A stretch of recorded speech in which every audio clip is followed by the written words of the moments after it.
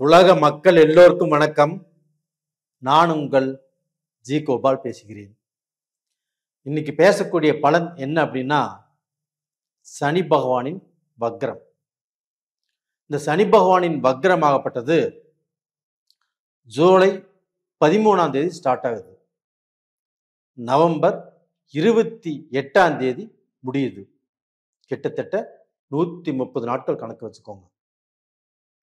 அப்ப இந்த சனி பகவானுடைய வக்ரம் சிம்ம ராசிக்காரங்களுக்கு எந்த விதமான பலனை செய்யவிருக்கிறது, இதை பத்தி தான் சிம்ம ராசிக்கு பலன் சொல்றதுக்கு தான் நான் காத்துட்டு இருந்தேன். இப்ப சிம்ம ராசிக்கு 8ஆம் இடத்துல சனி, இதற்கு முன்னாண்ட 7ஆம் இடத்துல சனி இருந்தது. அப்ப அந்த 7ஆம் இடத்துல சனி இருக்கும்போது தொடர்புகளால் பிரச்சனை, வம்பு வழக்கு. அப்ப இவங்க போய் பழகக்கூடிய இடம், சேர்ந்த இடம், இவங்களுக்கு பாத்தீங்கன்னா இல்லீகல் கான்டாக்ட். அப்ப பாத்தீங்கன்னா அந்த நட்புனால இவங்களுடைய மரியாதை, இவங்களுடைய கௌரவம், இவங்களுடைய வசதி வாய்ப்புகள் எல்லாமே பாலடைஞ்சு போச்சு. அதுக்கப்புறம் 8ஆம் இடத்துல சனி. இந்த 8ஆம் இடத்துல சனியினால கண்டிப்பாக குழப்பம், மன நிம்மதி இல்லை, மனசுக்கு ஆறுதல் இல்லை. இது மாதிரி எவ்வளவு பிரச்சனைகளை சந்திச்சுட்டாங்க. அது போக இந்த 8ஆம் இடத்துல சனி இருந்தாவே விபத்து, கண்டம். அப்போ இந்த 8ஆம் இடத்துல சனி இருக்கும்போது விபத்து, கண்டம், அது போக சட்ட சிக்கல்கள், அது போக கோர்ட்டு கச்சேரி, இது மாதிரி எல்லாமே நிறைய சந்திச்சாங்க. அப்போ இவங்களுக்கு இந்த விபத்துனா பெரிய வண்டியில போய் மோதங்கிறதே இல்லை. ஒரு படிக்கட்டில் தவறி விழுந்தாலும் சரி, ஒரு பாத்ரூம்ல வலிக்கி விட்டாலும் சரி, நம்ம வீட்டுல நிலவு தடுக்கி விட்டாலும் சரி, இது மாதிரி எந்த ரூபத்திலையும் சின்ன தடகோட அவங்களுக்கு பெருசா பாதிக்கலாம். இது மாதிரிலாம் இருந்தது. அது மட்டும் இல்லைங்க, இவங்களுக்கு இந்த செவ்வாய் பகவான் லக்னத்துக்கு 12ஆம் இடத்தில் இருந்து, ராசிக்கு 12ஆம் இடத்தில் நேச்ச கதியில் இருந்து, சனி நீ மட்டும்தான் செய்வியா, நீ மட்டும்தான் உங்களுக்கு கெடுதல் கொடுப்பியா, நானும் கெடுதல் கொடுப்பேன், நானும் குத்துவேன் அப்படின்ட்டு அந்த செவ்வாய் பகவானும் அவரால் முடிந்த வரைக்கும் சிம்ம ராசிக்காரங்களுக்கு கெடுதலை கொடுத்தாரு, நஷ்டத்தை கொடுத்தாரு, மன முறிவை குடித்தாரு. ஒரு மனசு இலக்கமே இல்லாமல் அவங்களுக்கு பிரச்சனை மேல் பிரச்சனையை கொடுத்தார். இவ்வளவையும் சந்திச்சு வந்த இவங்களுக்கு இப்போ சனி பகவான் வக்ரம். சனி பகவான் ஒரு கெட்ட இடத்துல இருக்கிறார். அப்ப அந்த சனி பகவான் பாத்தீங்கன்னா இப்ப சிம்ம ராசி, சூரியன் அதிபதி. அப்ப அந்த சூரியனுக்கும் அந்த சனிக்கும் ஜென்ம பகை.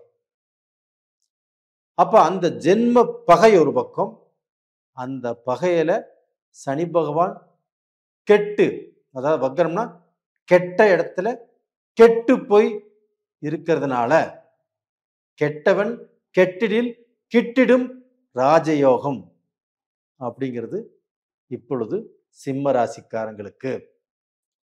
அப்ப அந்த சிம்ம ராசிக்காரங்கள் எங்கெங்க வலிக்கு விழுந்தார்களோ, எங்கெங்க ரிஜெக்ட் பண்ணினாங்களோ, எங்கெங்க இவங்க உள்ள வரக்கூடாதுன்னு சொன்னாங்களோ, அங்கே எல்லாமே இவங்களுக்கு அந்த வாசல் கதவு திறந்திருக்கும். அப்ப ரிஜெக்ட் பண்ணது இந்த பீரியட்ல நல்லபடியா ஒர்க் அவுட் ஆகும். எங்க உள்ள வர வேண்டாம்னு சொன்னாங்களோ அவங்களே வான்னு கூப்பிட்டுக்குவாங்க. அந்த மாதிரியான பீரியடு இப்போ உங்களுக்கு ஸ்டார்ட் ஆயிருச்சு. அப்போ உங்களுடைய கஷ்டங்கள் குறையக்கூடிய டைம் வந்தாச்சு. அப்போ சிம்ம ராசி, சிம்மம் சிங்கிளா வருவண்டா, ஒரு படத்துல சொன்ன மாதிரி நான் சிங்கிளா வருவண்டா, நான் சாதிப்பண்டா, நான் யாருன்னு காட்டுவேன்டா அப்படிங்கிற அளவுக்கு உங்களுக்கு நல்ல நேரம் வந்தாச்சு. அது மட்டும் இல்லைங்க,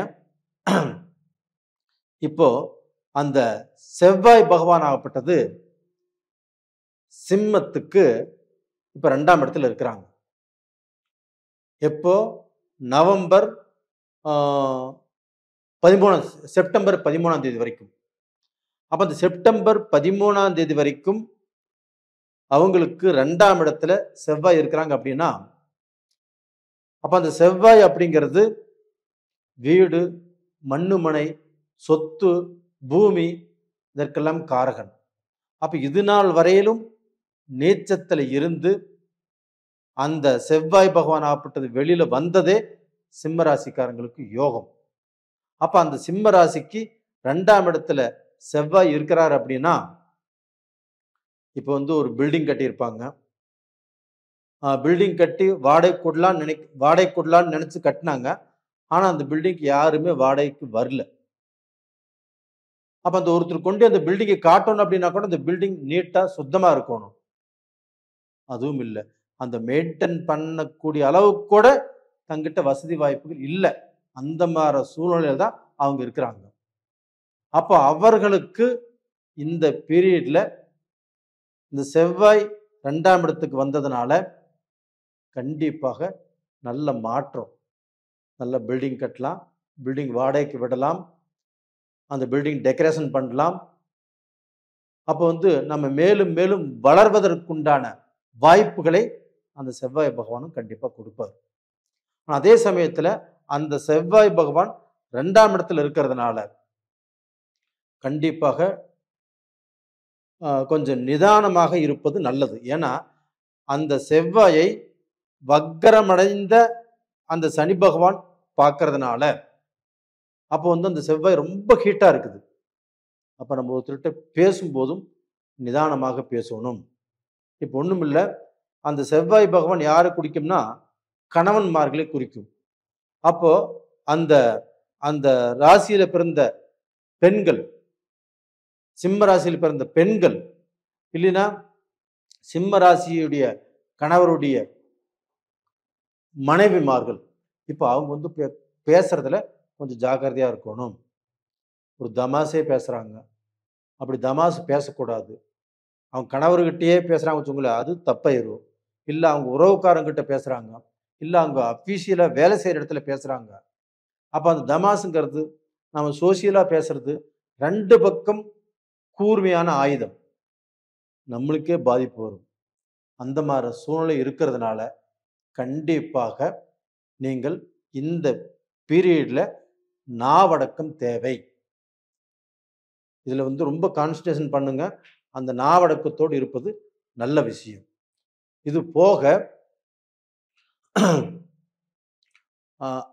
வந்து பாத்தீங்கன்னா சிம்ம ராசியில பிறந்தவங்களுக்கு கோர்ட்டு கச்சேரி, வம்பு வழக்கு, நீங்கள் உங்களுடைய உழைப்பு, அப்ப அந்த உழைப்புக்கோசம் நீங்க எடுக்கக்கூடிய முயற்சிகள், இது எல்லாத்திலிருந்தும் இப்ப விடுதலை அடைவீங்க. அது போக உத்திராட்டாதி நட்சத்திரத்திலிருந்து போரட்டாதி நட்சத்திரத்துக்கு இந்த சனி பகவான் ஆகப்பட்டது பயிற்சி ஆகிறதுனால, சனி பகவான் வக்கரத்திலையும் இருக்கிறதுனால சிம்ம ராசியில் பிறந்த அந்த மக்கள் இப்போ வெளிநாடு போறாங்க. இல்லை ஒரு படிப்புக்கோசரம், இல்லை ஒரு வேலைக்கோசரம், ஒரு பிஸ்னஸ்க்கோசரம், இல்லை படிப்புக்கோசரமே வெளிநாடு போறாங்கன்னு வச்சுக்கோங்களேன். அங்கே வெளிநாடு போனாங்க. அங்கே போயிட்டு அவங்களுக்கு வந்து பார்த்தீங்கன்னா அங்கே ஹோட்டலில், அங்கே ஒரு ரெஸ்டாரண்ட்டில் வேலை செய்கிறாங்க, டேபிள் துடைக்கிறாங்க, அங்கே ரொம்ப கஷ்டப்படுறாங்க. அப்போ அந்த கஷ்டப்பட்டுட்டு இருக்கும்போது இங்கே பெற்றவங்க எப்படி இருக்கும் மனசு? ரொம்ப வேதனையாக இருக்கும் இல்லையா? அந்த வேதனை எல்லாமே இதோடு தீர்ந்தது. அவங்களுக்கும் நல்ல எதிர்காலம், நல்ல வாழ்க்கை, நல்ல படிப்பு, இதெல்லாமே கிடைக்கக்கூடிய யோகங்கள் நல்லபடியாக இருக்கிறது. அப்போ டோட்டலாக பார்த்தீங்கன்னா சிம்ம ராசியில அவங்க வந்து பார்த்தீங்கன்னா எவ்வளவு கஷ்டப்பட்டாங்க, எவ்வளவு மனவேதனைப்பட்டாங்க, எவ்வளவு மனசுடைஞ்சு நின்னாங்க அப்படிங்கிறது உங்களுக்கு நல்லா தெரியும். கண்டிப்பாக அவங்க அந்த மன வேதனையிலிருந்து வெளியில் வர்றாங்க. அவங்களுக்கு இதுக்கு மேலே மாத்திரையே சாப்பிட வேண்டியதில்லை. டென்ஷனுக்கு மாத்திரை சாப்பிட்டு இருப்பாங்க, அந்த மாத்திரையே சாப்பிட வேண்டியதில்லை. அந்த அளவுக்கு இந்த பீரியடு ரொம்ப நல்லா இருக்கும், ரொம்ப திருப்தியா இருக்கும். எதை பற்றியும் கவலைப்பட வேண்டிய அவசியமே இல்லை. இந்த பீரியட்ல வந்து அவங்க வணங்க வேண்டிய தெய்வம் அப்படின்னா காலபைரவர். வளர்பிறை அஷ்டமியிலும் சரி, தேய்பிறை அஷ்டமியிலும் சரி, அந்த காலபைரவரை வணங்கி வருவது உங்களுக்கு ரொம்ப ரொம்ப நல்லது. சிவன் கோயிலுக்கு போங்க. அந்த சிவன் கோயிலில் கண்டிப்பாக காலபைரவர் இருப்பார். அந்த சிவனையும் வணங்கிட்டு அந்த காலபைரவரையும் வணங்கிட்டு வாங்க. கண்டிப்பாக உங்களுடைய கஷ்டத்துக்கு பரிகாரம் கிடைக்கும். இது உண்மையாக நடக்கும். இந்த பீரியடில் நீங்கள் கும்பிட்டு வாங்க. 100க்கு 100% நல்லா இருப்பீங்க. நேயர்களே, இந்த பதிவு பிடிச்சிருக்குன்னு நினைக்கிறேன். பிடிச்சிருந்தா லைக் பண்ணுங்க, சப்ஸ்கிரைப் பண்ணுங்க, உங்கள் நண்பர்களுக்கும் உங்களுடைய சொந்த பந்தத்துக்கும் ஷேர் பண்ணுங்க. நிறைய பேர் இந்த வீடியோ பார்க்குறீங்க, சப்ஸ்கிரைப் பண்ணுறீங்க. உங்களுடைய ஆதரவுக்கு என்னுடைய மனமார்ந்த நன்றிகளும் கூட. நிறைய பேர் ஜாதகத்தை அனுப்பிச்சி வைக்கிறீங்க, பார்த்து சொல்கிறோம். உங்களிடமிருந்து விடைபெறுவது உங்களின் ஜி கோபால். நன்றி, வணக்கம்.